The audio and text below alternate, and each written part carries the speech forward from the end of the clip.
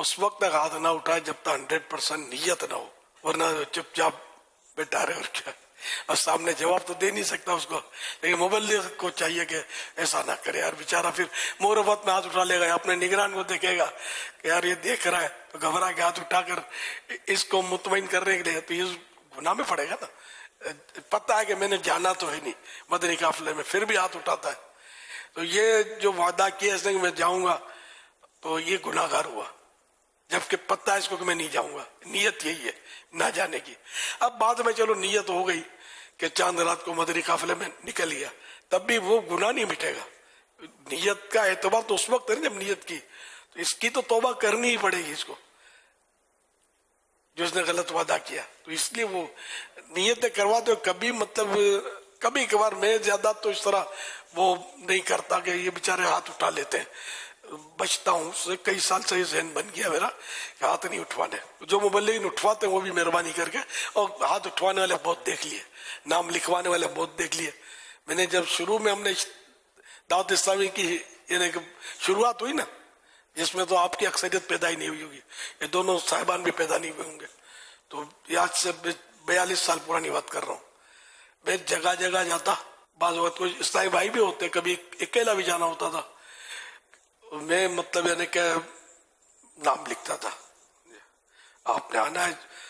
جب پہلا اجتماع بھی نہیں ہوا تھا، پہلے اجتماع کے لیے کہ گلزار حبیب میں، اور اس طرح جمعرات کو مغرب، اب تو لوگ تعجب ہوتے مغرب کے بعد یہ کیسے ہو سکتا ہے، ساری دنیا مصروف ہوتی ہے۔ میں نے کہا، میں کہتا تھا مجھے لوگوں کی سوچ بدلنی ہے، یہ 2-2 3-3 بجے تک ہم جلسے کرتے رہیں اور فجریں کیا بنے،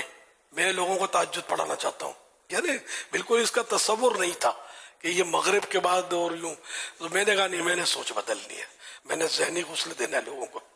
میں نے یہ کرنا ہے۔ الحمدللہ آخر اس میں کامیابی ہوئی نہیں ہوئی آپ دیکھ رہے ہیں، اللہ کی رحمت۔ کس نے کامیابی دی؟ میرے رب نے دی۔ کافی حد تک میں الحمدللہ ذہن تبدیل کرنے میں کامیابی پاتا ہوں اس میں الحمدللہ۔ تو یہ یوں مطلب یعنی کہ میں نام لکھتا تھا، ہفتہ وار اجتماع میں جمعرات کو آئیں گے، پھر اس میں لکھے، پھر بعد میں اجتماع شروع تو بیانات اور میرے ہوتے تھے، تو جگہ جگہ لوگوں سے 11 جمعرات کے، اور یہ اتنے صحیح بولتا ہوں کہ یہ ہاتھ لگانے اٹھانے والے، اور یہ تو یہ ہماری اس وقت تو گلزار بھی چھوٹی تھی اس سے، اب تو یہ بہت بڑا مدنی مرکز ہے فضان مدینہ، سارے روڈ بھر جائیں، سارے نہیں، یہ اطراف کی گلیاں روڈ بھر جائیں، اگر یہ سارے ہاتھ اٹھانے والے اور وعدے کرنے والے آ جاتے تو نہیں آتے تھے، خالی ہاں بول دیتے تھے۔ اب بھی یہی حالت ہے، ہاں بول دیتے ہیں،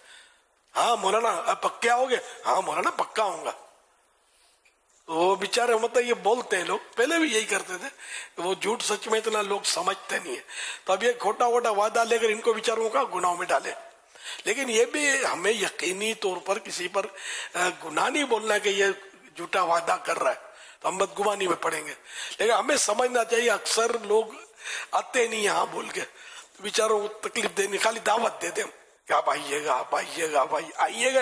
آئیں گے نا، یہ نہیں تو ہاں بول دے گا، چاہے نیت ہو یا نہ ہو، خطرے میں وہاں بول دے گا، تو بیچارہ بعض صورتوں میں پھنس جائے گا، جبکہ اس کو یقین ہو کہ جانا نہیں ہے۔ اب مولانا سے جان چھڑانے میں نہ بولوں گا تو یہ مولانا پھر میرا پیچھا نہیں چھوڑے گا۔ صلو علی الحبیب صلی اللہ علیہ محمد۔